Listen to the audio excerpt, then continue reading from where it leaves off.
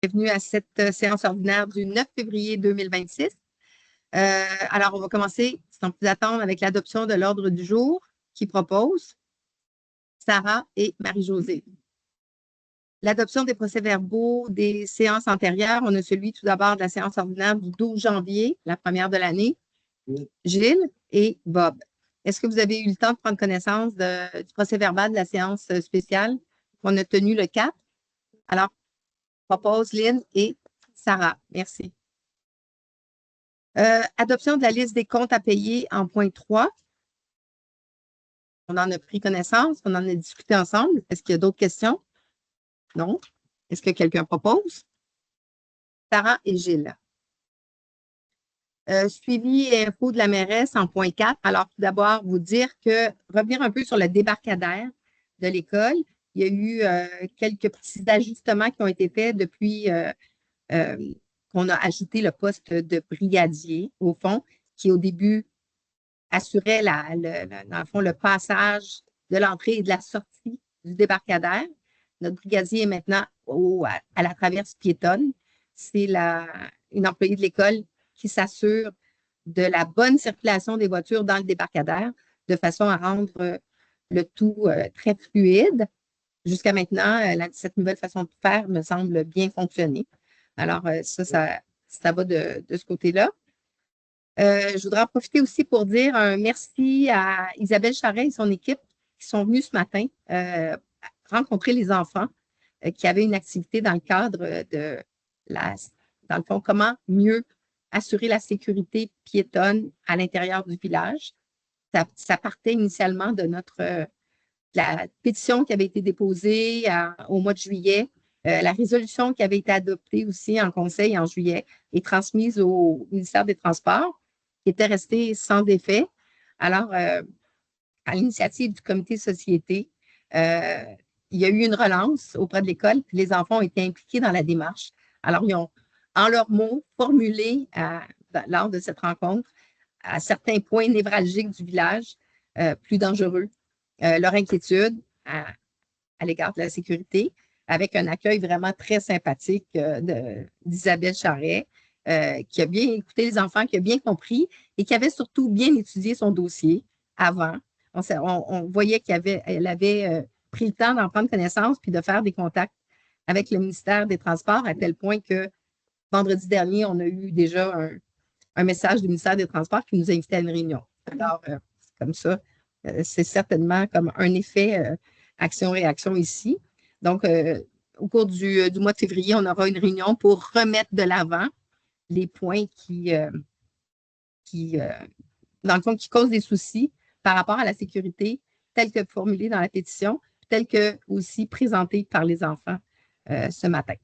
Alors, merci vraiment à toute l'équipe aussi qui était présente à ce moment-là. On est en appel d'offres en ce moment pour 2 grands dossiers, toujours celui sur l'usine de traitement des eaux usées, qui se termine le 20, en fait, l'ouverture des soumissions 20 février. On était le vendredi 13, on a reporté d'une semaine, donc 20 février. Et celui sur la philanthropie pour notre grande campagne de financement pour la restauration, la transformation de l'usine, qui se termine le 2 mars. J'ai dit l'usine, transformation, oui, c'est ça. Merci, Bob. Transformation, donc, de l'Église. Puis, un dernier petit point, il y a eu un enjeu, je dirais, avec le transport du bois sur le chemin des Chutes et le passage de l'autobus scolaire. Il y a eu beaucoup de commentaires qui nous ont été, dans le fond, transmis à ce sujet-là. Je veux juste dire qu'il y a eu une entente de prise avec les transporteurs qui évite les heures de l'autobus scolaire maintenant pour circuler. On s'entend que le chemin des Chutes est un chemin très étroit. Les camions sont gros, ce sont comme des doubles camions, dans le fond. Là. Rencontrer un autobus scolaire là-dedans, c'est assez stressant. Autant pour la personne qui conduit que les enfants qui sont à l'intérieur et les parents qui y pensent. Alors ça, c'est réglé. J'ai eu un petit rappel ce matin comme quoi il semblerait que les heures n'avaient pas été respectées, mais du côté du regroupement forestier, on me confirme que quand le camion est parti, il avait bien vu que l'autobus était déjà parti. Puis, il y a comme, peut-être que ce n'était pas les bonnes heures, mais il savait que l'autobus était parti. Il était sur place à attendre, dans le fond, que la circulation se fasse. Fait qu'on assure le suivi là-dessus. Il n'y a pas de, il y a pas de souci. Point correspondance en 5, aucune correspondance qui nous a été envoyée. On arrive au point 6, demande en urbanisme. Alors, je vais céder la parole à Marie-Claude, qui est notre conseillère représentante au sein de... Désolée. Bonsoir. Alors, 2 points au CCU ce soir. Une demande de PIA pour la rue de la Liberté. C'est un agrandissement pour un garage. Considérant que la demande d'agrandissement d'un garage attenant a été déposée, la demande respecte le règlement de zonage. La demande est assujettie au plan d'implantation, au PIA du secteur village. L'un des objectifs du PIA est de concevoir des bâtiments qui s'intègrent à l'environnement. Le style architectural respecte le style de la rue La Liberté. La forme du toit du garage est à double versant, comme la maison, et les couleurs dans les mêmes tons que la maison, dans un gris pâle. Par contre, ce qui est présenté, c'est qu'il y a un des murs du garage qui, sur les plans, est noir, alors que les autres sont gris pâle. Celui-ci a une forme légèrement différente et le garage ne présente aucun avant-toit, contrairement à la maison qui a des avant-toits. Alors, le CCU recommande au Conseil d'adopter la demande de permis à condition que tous les murs soient identiques, c'est-à-dire de la même couleur. On enlève le mur noir, on le met gris pâle comme le reste de la maison. Que le toit ait des avant-toits, puis que la porte du garage soit de la même couleur que les ouvertures actuelles, ou qu'elle se marie avec les murs gris pâle de la maison. Est-ce qu'on accepte les deux ensemble? Oui. Oui, je pense qu'il y avait des matériaux aussi qui devaient être... Oui, c'est identique à ceux de la maison. Oui, en bois. Tout en bois pour le garage. La deuxième demande, c'est pour le 73 rue principale. C'est une demande de rénovation de fenêtres, une demande qui est assujettie au PIA. Le PIA de construire des bâtiments d'un style architectural rappelant le contexte patrimonial du village. C'est un des points du PIA. Puis ça s'intègre à l'environnement. Les fenêtres installées sont des fenêtres à carreaux. Le style de la maison, c'est un bungalow un peu des années 70. Ce style architectural s'harmonise peu avec des fenêtres à carreaux.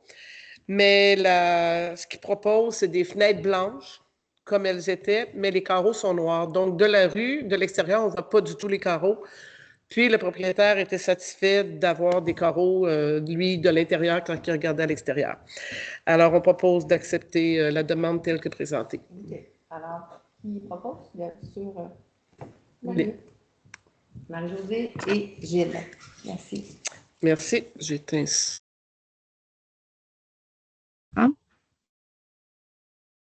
On arrive au point 7, émission de paiement pour l'assistance stratégique Conseil SACO. Alors, donc, une facture qui nous est transmise pour les services de conseil en ingénierie pour la rue de la Liberté au montant de 1192,87 avec les taxes. On propose? Bob et Marie-Josée. 7.2, un paiement honoraire professionnel pour la société d'avocats Morancy. Alors, c'est pour, dans le fond, notre forfait annuel qui est à régler, le forfait de 2025 au montant de 2448,97 et ainsi qu'on s'engage pour un contrat de service d'un prolongement du contrat de service en 2026 de la même façon qu'on fait chaque année au montant forfaitaire. Alors, qui propose? Bob? Sarah. Un audit des états financiers 2025 qui est effectué par Raymond Chabot Grant Thornton en 7.3. Alors, au montant de 6 036,19. C'est notre audit annuel et régulier, comme il est fait chaque année.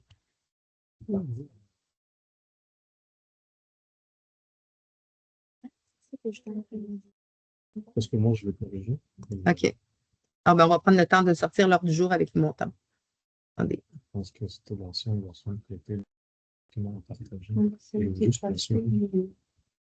J'ai pas la version. OK. Moi, je les ai, oui, mais ce qui est projeté.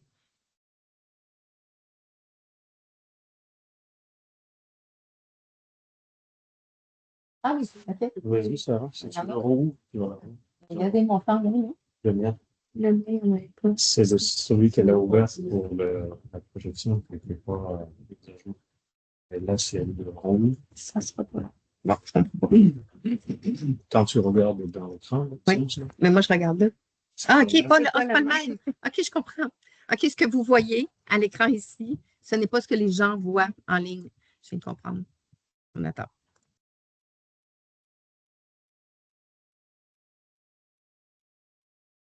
Alors, sur Raymond Chabot qui propose, Marie-Josée et Lynn. Est-ce que... Non, j'attends.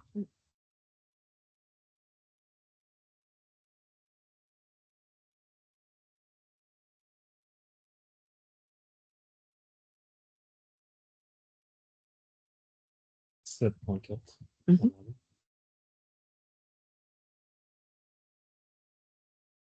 C'est bon? Oui. OK. 7.4? OK. Ouais, on les a. Parfait.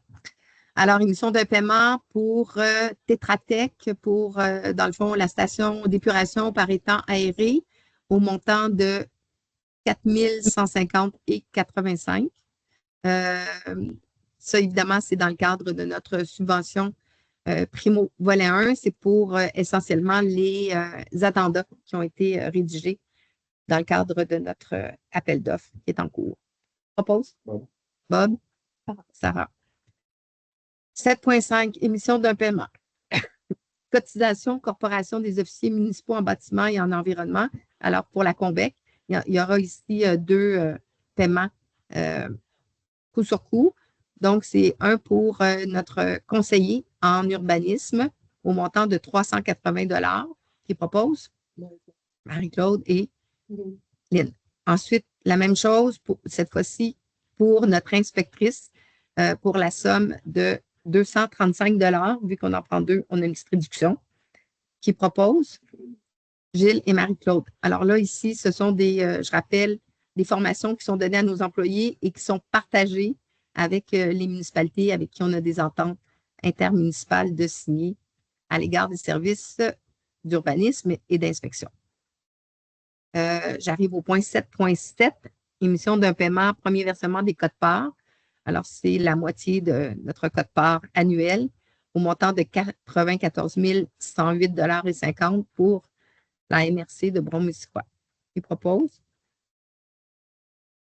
Marie-Josée. C'est pas vrai, on a des services pour ça. Marie-Josée et Sarah. Émission d'un paiement 7.8 pour la fourniture de services professionnels en évaluation pour une demande d'évaluation qui avait été déposée par la municipalité à Sylvestre Leblond et associés au montant de 2 299,50. Bob? OK, Marie-Claude. Offre de service en 8.1 à remise en état pour la pompe submersible pour l'usine d'épuration. C'est à Pompex. Notre pompe avait besoin d'un peu d'amour et la remise en état se chiffre à 4 489,84. C'est bien dommage. On sait qu'on va avoir à remplacer tout ça rapidement là, avec la construction, mais on ne peut pas se passer entre-temps d'une pompe en bon état de fonctionnement. Alors, qui propose? Lynn? Marie-Josée, merci. 8.2, ajustement pour réinstallation de la pompe submersible pour le puits à l'aqueduc. Dans ce cas-ci, le puits qui, dans le fond, la pompe qui sert à prélever l'eau brute de notre puits. Il y a un petit ajustement à faire pour pouvoir installer la pompe au montant de 1897,09. Bob et Gilles. 8.3, soutien technique et formation en urbanisme, entente conseiller en urbanisme. Alors, pour gérer notre service d'urbanisme, on fait appel à la firme Gestime, avec qui on fait affaire depuis de longue date, pour en soutien en cas de besoin, dans des situations un petit peu plus délicates. On a besoin d'un conseiller professionnel en urbanisme. Donc, au tarif, c'est un montant forfaitaire. Non, c'est un montant de 108 de l'heure quand on fait appel à eux, plus un forfait applicable pour les déplacements. Je propose Marie-Claude et Sarah. Défibrillateur pour l'hôtel de ville et dépanneur. Alors, on avait déjà acheté ou adopté une résolution pour l'achat de 2 défibrillateurs. Actuellement, ceux qui sont là, ils ont besoin d'être remplacés pour qu'ils soient en bon état de fonctionnement. On tient à offrir un niveau adéquat de sécurité à la population. Alors, pour la somme de 1 250 et 93 avant taxe pour la fourniture de 2 nouveaux défibrillateurs de batterie. C'est écrit 2 défibrillateurs. Alors, batterie, on va le corriger. Puis mentionner aussi qu'on a tout à l'heure commencé à faire des recherches. On va faire en sorte d'installer au moins un défibrillateur à l'extérieur pour qu'il soit accessible 24 heures sur 24. Alors, à l'intérieur de l'hôtel de ville ou du grammar school ou de l'école ou du dépanneur, évidemment, il y a un certain moment où ça ne l'est pas. Alors, qui propose? Bob? Oui. Règlement, l'adoption de règlement 9.1 pour le règlement qui décrète l'imposition des taxes municipales pour la prochaine année ou l'année en cours plutôt. On a fait la motion à la dernière séance spéciale. Le projet de règlement avait été déposé.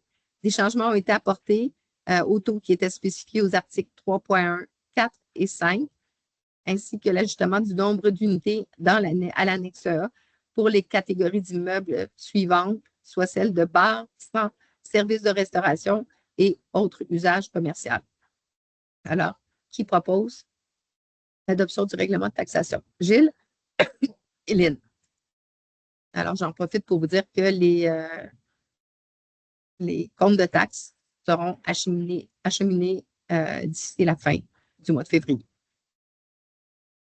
10.1, entente intermunicipale de délégation de compétences et de services pour les matières recyclables. Alors, c'est la même entente qu'on a déjà signée, adoptée à de nombreuses reprises avec dans le fond, on délègue à la MRC le pouvoir d'agir en notre nom auprès d'Éco-entreprises Québec, qui est l'organisme responsable de tout ce qui est recyclage sur le territoire du Québec maintenant.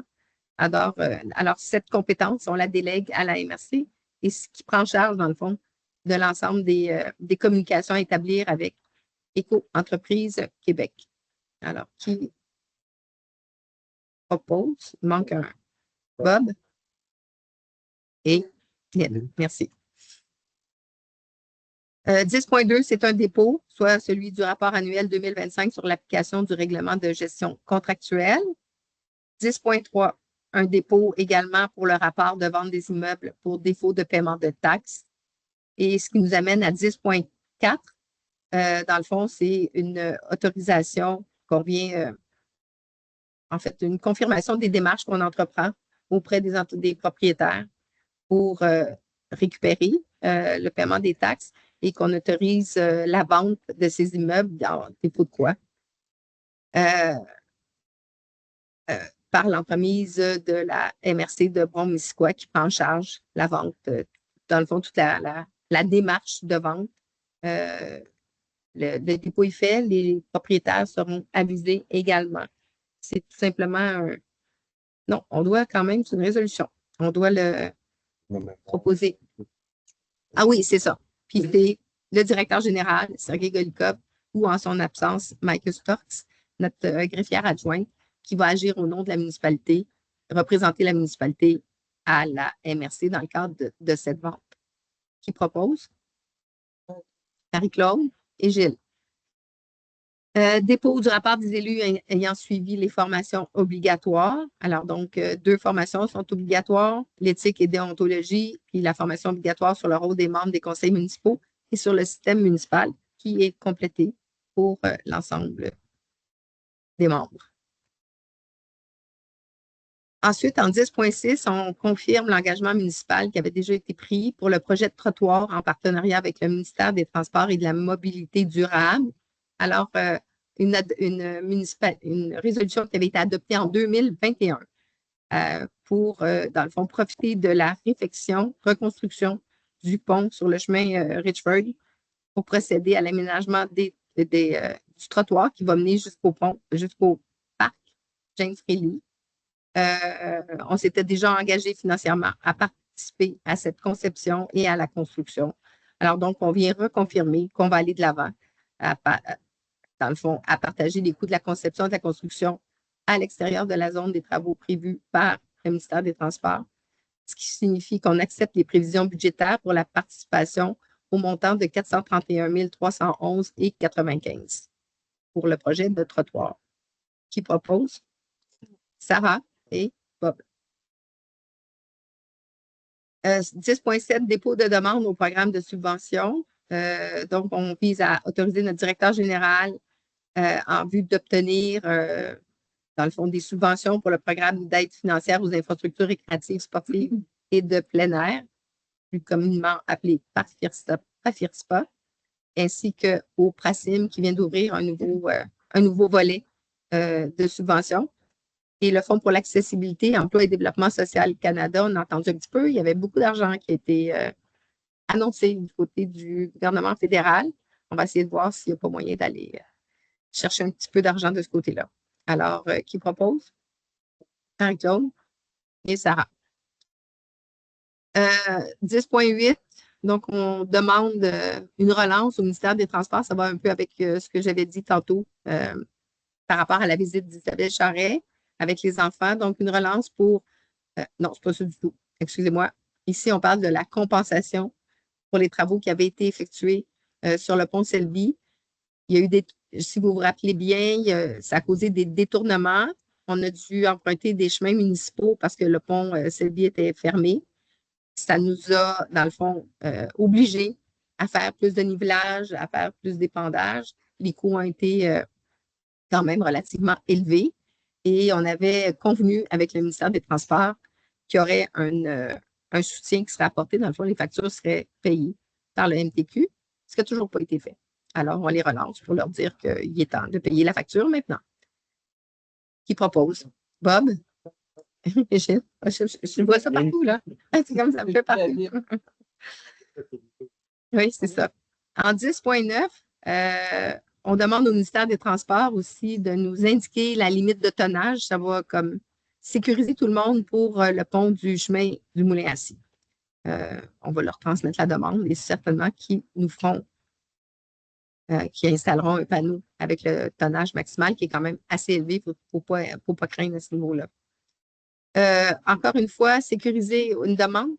Qui propose? Excusez. C'est comme toujours le MTQ, on devrait y aller en bloc. Sarah et Marie-Josée. 10.10, toujours au MTQ, donc, pour sécuriser un virage sur le chemin Richford à la hauteur du chemin McIntosh quand on arrive de Sutton. Alors, donc, il manque de flèches pour indiquer le port tournant. Il y a d'ailleurs de nombreux accidents qui se produisent chaque année dans ce tournant-là. Alors, on leur demande de rajouter des flèches supplémentaires, comme c'est le cas dans l'autre direction. Quand on s'en va vers Abercorn ou vers Sutton, les flèches sont très présentes. Alors, qui propose? Bob et Lynn. Suivi de la pétition pour nos enfants et la sécurité de tous. Alors, donc, c'est ce que je mentionnais tantôt en 10.11. C'est un rappel au MTQ, un rappel formel du suivi qui est demandé. Et on leur demande aussi dans le fond, d'adopter un corridor, non? On l'avait pas, on n'avait pas évoqué. Ça ne faisait pas partie des demandes. OK. De cette époque. OK, c'est bon.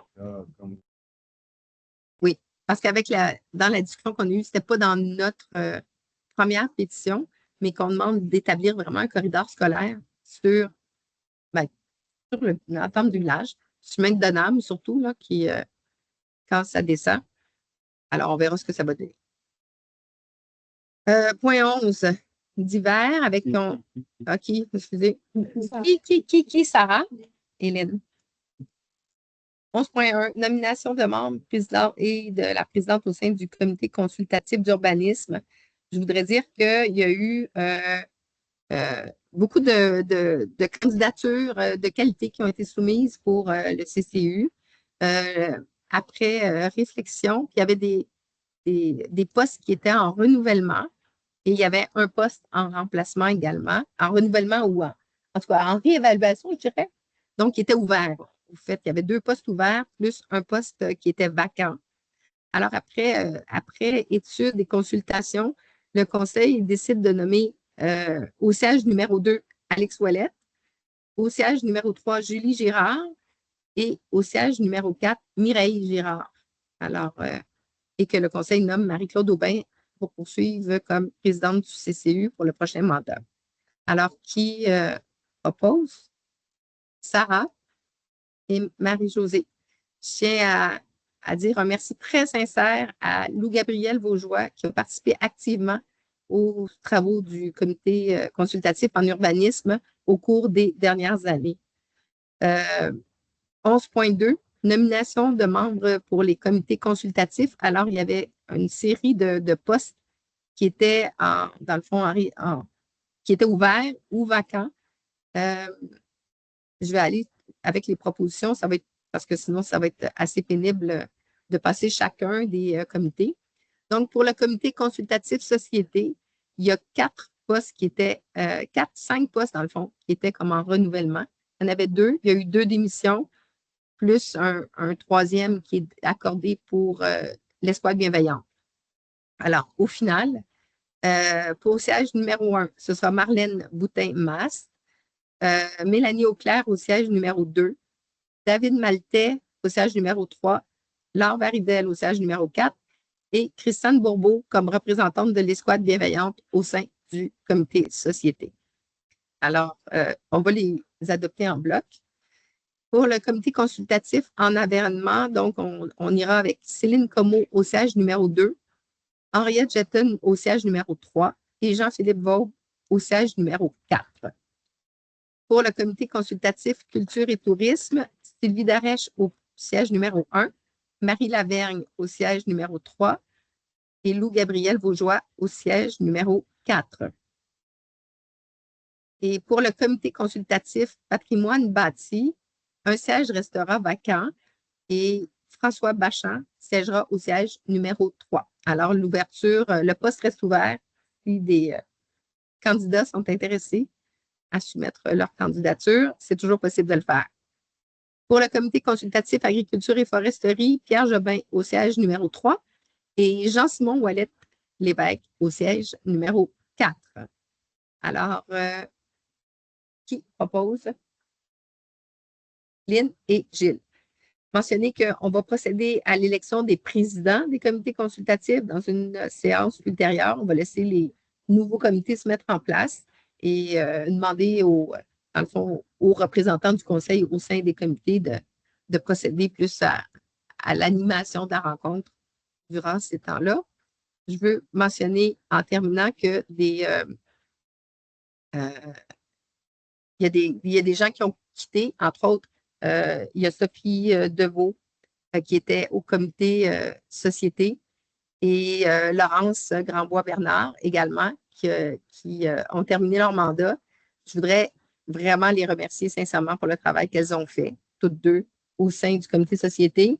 Il y a Lou Gabriel, je l'ai mentionné tantôt, au sein du CCU, qui continuera à nous accompagner en culture et tourisme, ainsi que Luc Letendre, qui était autant en patrimoine bâti, agriculture et foresterie. Alors, un gros merci à Luc. Votre implication, votre apport et votre dynamisme ont été grandement appréciés, puis on vous dit merci. 11.3, soutien financier, troupe de théâtre, les langues vertes. Alors, c'est un événement qui devient presque annuel. Annick Gamache qui organise avec les enfants de l'école dans le fond, une pièce de théâtre qui est présentée au BT Betrave, et qui a besoin de soutien financier. Alors, on concentre 250 $ pour la participation de la municipalité à 250. Pas la participation de la municipalité à la pièce, mais la participation financière. Alors, qui propose? Sarah et Marie-Claude. Autorisation de déposer une demande d'arbre pour le mois de l'arbre et des forêts. L'année passée, on ne l'avait pas fait, 2026, si je ne me trompe pas. En 2025, on ne l'avait pas fait. Mais là, dans le fond, on est prêt à recommencer à participer à cette édition qui nous permet d'aller chercher des arbres et de les offrir gratuitement aux citoyens de la municipalité. Qui propose? Bob? Lynn. Un appui à une demande de subvention pour le programme Clean Waters and Healthy Ecosystems. Alors, il y a une étude en cours pour l'écologie des semences, la santé des sols, la qualité de l'eau, l'utilisation d'outils géomatiques également dans le bassin versant de la rivière au Brochet et de la baie Munisquois. Il y a des activités qui sont prévues dans le cadre de ce projet-là qui pourraient se dérouler sur le territoire de la municipalité, entre autres dans nos parcs municipaux, à des fins d'observation, d'analyse. Alors, considérant que les objectifs de ce projet sont compatibles avec les orientations de la municipalité, on accepte de soutenir dans le fond, Éducation, le noyau, dans sa démarche de dépôt d'une demande de subvention. Alors, qui propose? Lynn et Sarah. Point 12, pour les nouvelles des comités consultatifs, on a convenu ensemble qu'on passerait, parce que la nouvelle formation des comités, on va laisser le temps aux gens de se réunir et de voir, dans le fond, aux prochaines étapes, puis à la programmation des activités qui se tiendront au sein de leur comité consultatif. Au point varia, on n'avait rien en 13, alors j'arrive au point 14 pour la période de questions. Est-ce qu'il y a des questions? Des questions?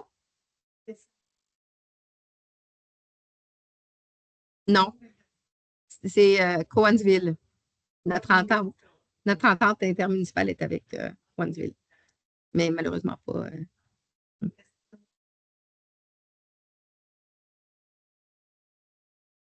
Ici, il n'y a pas de rien qui a été prévu au budget. On se fie toujours. On a eu un budget qui avait été donné par Isabelle Charret au départ, de 500-600 $ pour les livres, pour les enfants spécifiquement. Puis là, on se fie, dans le fond, on compte sur la générosité ou les dons, mais il n'y a pas de budget qui a été, on n'a pas rien mis. On pourrait toujours peut-être, dans le cadre des comités, voir. Oui, c'est ça. Est-ce qu'il y a un manque? Un appel, Les 6 ans, 4 ans, 6 ans, c'est sûr que là, ma dernière, j'en ai plus. Oui. OK, parce que pas. Ils sont tous sortis. Oui, c'est ça. Oui, c'est ça. Mais les enfants vont vieillir, puis c'est bon. Mais on va y faire, oui. Il reste lui faire comme une... On pourrait. Effectivement, le point est bon. On pourrait relancer. Parce qu'effectivement, ça nous arrive souvent de dire plus de livres parce qu'il y en a trop semblables qui nous ont apporté. Mais sur les livres pour enfants, je pense pas qu'il y a. OK. Je me prends une note, puis je vais le. 4-6 ans, hein? OK. Oui. Il y en a un petit peu moins. Mais on a un comité bibliothèque avec des bénévoles en feu. Donc, on va leur transmettre. Quand est-ce qu'ils sont ici, ces gens? En fait, c'est pas à moment fixe. La bibliothèque est ouverte tout le temps. Ils ne sont pas tout le temps là, mais on peut on peut t'informer au moment où ils seront en. Hein? OK. Oui. Mais je peux regarder. En fait, certainement que Geneviève a le calendrier des rencontres, puis sera en mesure de dire quand est-ce qu'il y a la prochaine réunion prévue. OK. C'est bon. Une autre question? Non? Pas de questions? C'est bon? Pas de questions en ligne? Clavardage?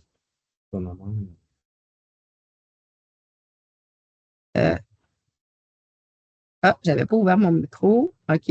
J'espère que c'était correct après. Non, ça, c'est les autres. OK, c'est bon. C'est les autres. OK, les autres l'année passée. OK, c'est bon. Ben, là-dessus. Pardon. Oui, vas-y.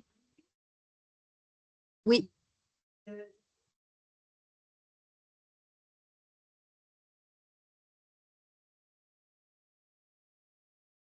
Ça, je ne suis pas au courant.